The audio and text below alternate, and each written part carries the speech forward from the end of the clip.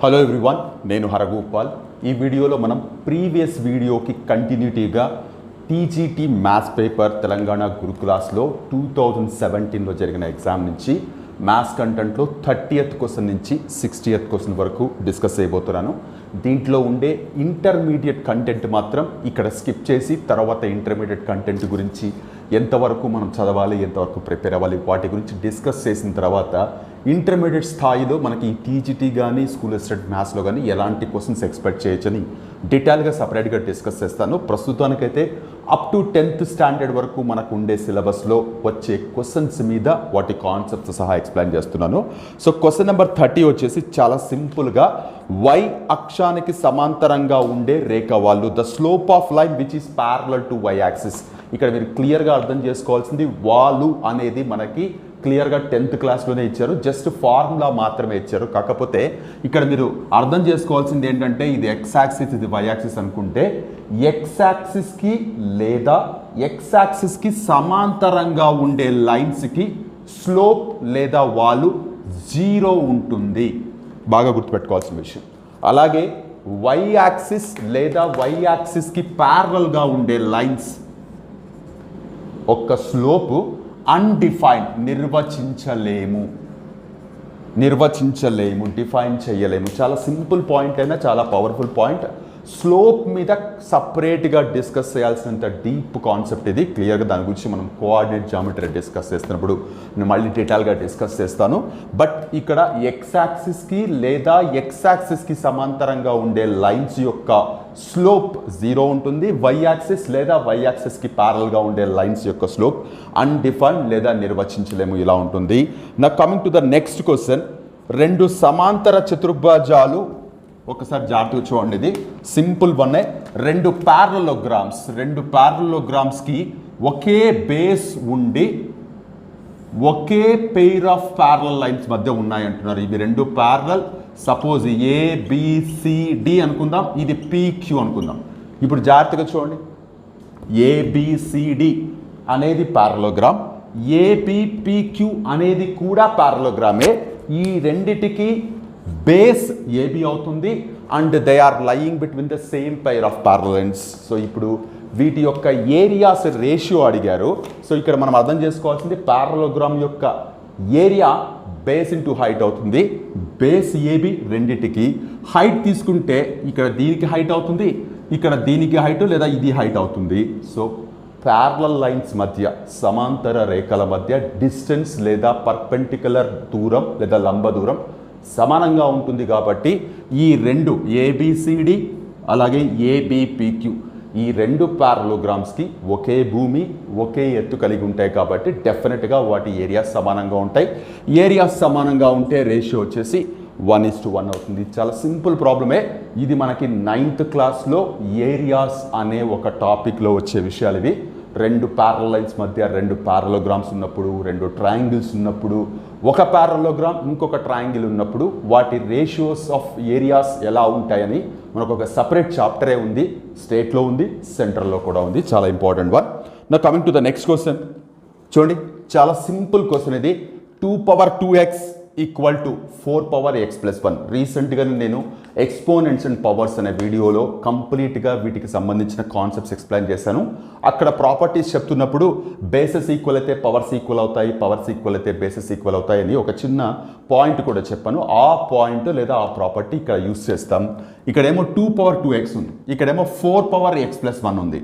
So 2^2xని అలాగే రాసుకొని 4ని 2² అని రాసుకోవచ్చు, హోల్ పవర్ x+1 రాస్తూ. సో ఇప్పుడు ఇక్కడ it is in the form of a^m whole power n which is a^m into n. So ఇది 2x+2 అవుతుంది, ఇది 2^2x అవుతుంది. సో యాక్చువల్గా ఇది 3x ఇచ్చారు, నాట్ 2x. సో ఇది 3x ఇచ్చారు. సో ఇది 3x అంటే ఇది 3x, ఇది 3x. సో ఇప్పుడు ఇది ఏమవుతుంది చూడండి, బేసెస్ ఈక్వల్గా ఉన్నాయి, దేర్ఫోర్ పవర్స్ ఈక్వల్ అవుతాయి. సో ఏమని చెప్పొచ్చు సింపుల్గా, 3x ఈక్వల్ టు 2x+2 అని చెప్పచ్చు. ఇక్కడ 2 పెట్టుకొని 2x ఇదిలో పంపిస్తే 3x - 2x which is nothing but x equal to 2 అవుతుంది. చాలా సింపుల్ ప్రాపర్టీ మీద బిల్డ్ చేసిన క్వశ్చన్స్. ఇలాంటి క్వశ్చన్స్ చేయడానికి డెఫినెట్గా రెడీగా ఉండాలి. అండ్ ఈ ప్రాబ్లం అయితే డెఫినెట్గా ఎస్జిటి స్థాయి టెట్ పేపర్ 1లో కూడా ఈ స్టాండర్డ్ ఆఫ్ క్వశ్చన్ ఖచ్చితంగా ఎక్స్పెక్ట్ చేయొచ్చు, అది మీరు గమనించాలి. నా coming to the next question, ఒకసారి చూడండి. ఇలా ఒక సీక్వెన్స్ ఆఫ్ నెంబర్స్ ఇచ్చారు, క్లియర్గా ఇది గుణశ్రేణి జామెట్రిక్ ప్రోగ్రెషన్ చెప్తున్నారు. వాట్ ఈస్ కామన్ రేషియో అన్నారు. చాలా బేసిక్ అండర్స్టాండింగ్ ఇది. కామన్ రేషియో మనం ఎలా క్యాలిక్యులేట్ చేస్తాం? A2/A1 చేస్తే మనకి కామన్ రేషియో వస్తుంది.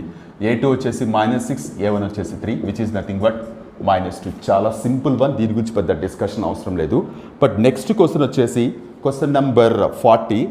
ఏబిసి ఒక అధిక కోణ త్రిభుజం అన్నారు. ఏబిసి ఒక అధిక కోణ త్రిభుజం. యాంగిల్ బి అనేది అధిక కోణం, obtuse angled triangle. Angle B is more than 90 degrees. ఇక్కడ వాళ్ళు AC² = డాష్ అని ఇచ్చారు. ఖచ్చితంగా ఇది ట్రయాంగిల్స్కి సంబంధించి చాలా ఇంపార్టెంట్ ప్రాపర్టీస్ ఉన్నాయి. Acute angled property, అబ్ట్యూజ్ angle property, అల్ప కోణ ధర్మము, అధిక కోణ ధర్మం అని 10th క్లాస్లో ఉన్నాయి. నేను ఒక వీడియోలో కూడా వీటి గురించి ప్రస్తావించాను, మీరు ఒక్కసారి రెఫర్ చేయండి ఆ వీడియోస్. సో ఇప్పుడు ఇక్కడ ఏమవుతుంది? అధిక కోణం అంటే ఇక్కడ మనం బయట ఇలా పర్పెండిక్యులర్ కనుక వేస్తే దీనికి ఆపోజిట్గా ఉండేది AC² = AB² + BC² + 2 times of BD into BC అవుతుంది. BD into BC అవుతుంది. ఇది చాలా ఇంపార్టెంట్. దీని ప్రూఫ్ కూడా just with the help of Pythagoras theorem use చేసి చేయొచ్చు. ఇది గుర్తు పెట్టుకోలేకపోతే ఈ ప్రాబ్లం ప్రూవ్ చేయడానికి చాలా కింద మీద పడాల్సి ఉంటుంది. Obtuse angle property, acute angle property, ట్రయాంగిల్స్కి సంబంధించి డిఫరెంట్ ప్రాపర్టీస్, అలాగే థీరమ్స్ ఏంటి అని నేను ఒక వీడియోలో సపరేట్గా డిస్కస్ చేశాను, ప్లీజ్ రెఫర్ చేయండి. ఇలాంటి చాలా ప్రాపర్టీస్ మీద క్వశ్చన్స్ రావడానికి డెఫినెట్గా ఛాన్స్ ఉంది. నా coming to the next question, జాగ్రత్త చూడండి. AB/ZY అన్నారు, నేను డివైడెడ్ బై అని రాస్తాను. AB/ZY = BC/XY = AC/ZX అయితే ఏ రెండు ట్రయాంగిల్స్ సిమిలర్ అన్నారు. చూడ్డానికి ఏబిసి XYZ కనపడుతుంది కాబట్టి మీలో చాలామంది మేబీ ఏబిసి ఇది ఒక ప్రాపర్ ఆర్డర్లో ఉంది కాబట్టి XYZ అని రాయడానికి ఇంట్రెస్ట్ చూపిస్తారు, బట్ విచ్ ఈజ్ రాంగ్. ఇక్కడ ఆర్డర్ చాలా ఇంపార్టెంట్. మనకి ఇక్కడ AB మళ్ళీ BC అని కనపడుతుంది, అంటే ఇక్కడ ఈ కామన్ లెటర్తో కలిపి ABC అని తీసుకుంటే ఇప్పుడు ఇక్కడ చూడండి కామన్ లెటర్ మధ్యలోకి రావాలి అంటే ZYX. సో ఇవి రెండు సిమిలర్ అవుతాయి, ఇది చాలా ఇంపార్టెంట్ థింగ్. సో సిమిలారిటీస్లో ఆల్ఫాబెట్స్ ఆర్డర్ మారడం వల్ల కంప్లీట్గా వచ్చే రిజల్ట్స్ మారిపోతాయనే విషయం ఖచ్చితంగా అందరికీ తెలిసే ఉంటుంది. చాలా సెన్సిటివ్ విషయం, but very very important one. And the next question కూడా జస్ట్ ఇంటర్మీడియట్ స్థాయిలోనే ఉంటుంది, బట్ ఇంటర్మీడియట్ నాలెడ్జ్ ఏమీ లేకపోయినా సరే ఈజీగానే ఈ ప్రాబ్లం అర్థం చేసుకోవచ్చు. ఏంటంటే ఒక సరళ రేఖ X axis and Y axis by 4 and -7 దగ్గర కట్ చేస్తుంది అంటున్నారు. అంటే ఇప్పుడు ఇలా Y యాక్సిస్, ఇలా X యాక్సిస్ ఉంది. సో ఇక్కడ వాళ్ళు ఏమంటున్నారంటే ఇక్కడ 4 అనుకుందాం, ఇక్కడ -7 అనుకుందాం, ఇలా ఒక లైన్ ఉంది. వాళ్ళు అడిగింది ఈ లైన్ ఈక్వేషన్ ఏంటి అని అడిగారు. ఎలా కనుక్కుంటామంటే ఇంటర్మీడియట్లో వచ్చే అతి చిన్న పాయింట్ ఇది. ఇప్పుడు ఇంటర్మీడియట్ స్థాయి నాలెడ్జ్ లేకపోయినా చేయొచ్చు, బట్ గుర్తుపెట్టుకుంటారని చెప్తున్నాను. జాగ్రత్తగా చూడండి. X/A + Y/B = 1. దీన్ని intercept form of straight line అంటాం. Intercept form. ఇక్కడ ఏ అంటే ఏంటంటే X యాక్సిస్ మీద ఉండే ఖండన బిందువు యొక్క X వాల్యూ, B అంటే ఏంటంటే Y యాక్సిస్ మీద ఉండే ఖండన బిందువు యొక్క Y విలువ. సో ఇప్పుడు ఇక్కడ X/A + Y/B = 1 అనే దాంట్లో A ప్లేస్లో 4, B ప్లేస్లో -7 సబ్స్టిట్యూట్ చేస్తే X/4 + Y/-7 = 1. ఇది క్రాస్ మల్టిప్లై చేస్తే ఏమవుతుంది మనకి? -7x + 4y whole divided by -28 = 1 అవుతుంది. ఈ -28 అవతలకి పంపిద్దాం. -7x + 4y = -28 అవుతుంది. ఇక్కడ మనం in the sense of addition కాదు, మల్టిప్లికేషన్ పాయింట్ ఆఫ్ వ్యూలో పంపిస్తున్నాం. సో ఇప్పుడు ఇక్కడ మైనస్ ఉంది, ఒకవేళ అడ్జస్ట్ చేయాలనుకుంటే 7x - 4y = 28 అనేది మనకి కావాల్సిన స్ట్రైట్ లైన్ ఈక్వేషన్ అవుతుంది. మీరు ఎవరైనా నోట్ చేసుకోవాలనుకుంటే ఇది క్లియర్గా నోట్ చేసి పెట్టుకోండి. X/A + Y/B = 1 అనేది intercept form of straight line. ఖచ్చితంగా most simple and most important concept. Straight lines, సరళ రేఖలోని ఇంటర్మీడియట్లో కోఆర్డినేట్ జామెట్రీకి ఎక్స్టెన్షన్లో మనకి పర్టికులర్గా ఒక సపరేట్ చాప్టర్ ఉంది స్ట్రైట్ లైన్స్ మీద. అక్కడ వచ్చే పాయింట్ ఇది, different forms of straight lines అని. దాని గురించి నేను మళ్ళీ టాపిక్ వచ్చినప్పుడు డిస్కస్ చేస్తాను. ఈజీగానే అర్థమవుతుంది, ఈజీగానే మనం సాల్వ్ చేయొచ్చు. And coming to the next question. Okay, ఒకసారి ఈ క్వశ్చన్ చూడండి. 20 మీటర్ల పొడవు గల ఒక నిచ్చెనను ఒక నిటారైన 10 మీటర్ల ఎత్తుగల గోడకి ఆనిచ్చి ఉంటే 20 మీటర్స్ లెంత్ ఉండే ఒక ల్యాడర్ని 10 మీటర్స్ ఎత్తుండే ఒక వాల్కి ఇలా ఆనిచ్చి పెడితే ఇక్కడ వచ్చే యాంగిల్ ఎంత అన్నారు. సింపుల్ థింగ్ ఇది, వెరీ వెరీ సింపుల్గా చేసుకోవచ్చు. క్లియర్గా మీకు రైట్ ట్రయాంగిల్ కనపడుతుంది. మనకి కావాల్సిన యాంగిల్ ఏదైతే ఉందో టీటాకి ఇది ఆపోజిట్ అవుతుంది, ఇది హైపాంటిస్ అవుతుంది. సో సింపుల్గా ఆపోజిట్ హైపాంటిస్ ఈ రెండింటి మధ్య వచ్చే రేషియో సైన్ ఒకటి ఉంటుంది, కొసీకెంట్ కూడా ఉంటుంది. Sine theta equal to opposite by hypotenuse అని తీసుకుంటే సైన్ టీటా వాల్యూ తెలీదు, సైన్ టీటాని రాసుకుందాం. ఆపోజిట్ వచ్చేసి 10 divided by 20 which is nothing but 1/2 అవుతుంది. 1/2 అనేది సైన్ రోలో ఎక్కడ వస్తుంది, సైన్ 30కి మ్యాచ్ అవుతుంది. సో దేర్ ఫోర్ ఏమవుతుంది, టీటా ఈక్వల్ టు 30 degrees అవుతుంది. చాలా సింపుల్. ఇలాంటి ప్రాబ్లమ్స్ చేయడానికి ఖచ్చితంగా రెడీగా ఉండాలి మీరు. Now coming to the next question. ఇది కూడా జస్ట్ ట్రిగ్నామెంటరీ మీదనే ఇచ్చిన క్వశ్చన్. చూడండి, sine 0 plus cos 30 plus minus tan 45 plus cosecant 60 plus cot 90 value ఎంత అన్నారు. ఖచ్చితంగా మీకు టేబుల్ ఆఫ్ ట్రిగ్నామెంట్రిక్ ఫంక్షన్స్ యొక్క వాల్యూస్ ఖచ్చితంగా తెలిసి ఉండాలి. సైన్ 0 వాల్యూ 0 అవుతుంది, ప్లస్ కాస్ 30 వాల్యూ √3/2 అవుతుంది, tan 45 వాల్యూ -1 అవుతుంది, కొసీకన్ 60 వాల్యూ 2/√3 అవుతుంది, ప్లస్ కాట్ 90 tan 90 వాల్యూ ఏమో అన్డిఫైన్డ్ అవుతుంది. ఈ అన్డిఫైన్డ్కి రెసిప్రోకల్ అయింది కాట్ 90 అవుతుంది, విచ్ ఈస్ నథింగ్ బట్ 0 అవుతుంది. సో ఇప్పుడు ఇక్కడ 0 వచ్చింది, అక్కడ 0 వచ్చింది, మనకు అనవసరం. మిగిలిన వాటి గురించి చూద్దాం. సో √3/2 ప్లస్ 2/√3 -1 గురించి తర్వాత మాట్లాడదాం. దీన్ని మనం సింప్లిఫై చేస్తే 2√3 అవుతుంది, √3 × √3 3 అవుతుంది, 2 + 2 4 అవుతుంది, 2 × 2 4 అవుతుంది. సో -1. సో ఏమొచ్చింది నాకు 7/2√3 -1 వచ్చింది. బట్ వాళ్ళు ఇచ్చిన ఆప్షన్స్లో డినామినేటర్లో ఇర్రేషన్ లేదు కాబట్టి డినామినేటర్ని రేషనలైజ్ చేయడం కోసం మనం ఏం చేస్తాం, 7√3/2√3 × √3 -1, 7√3/6 -1. సో ఇది వాళ్ళు ఇచ్చిన ఆప్షన్స్లో కనపడుతున్న one of the correct answer. ఇది correct answer, one of the options.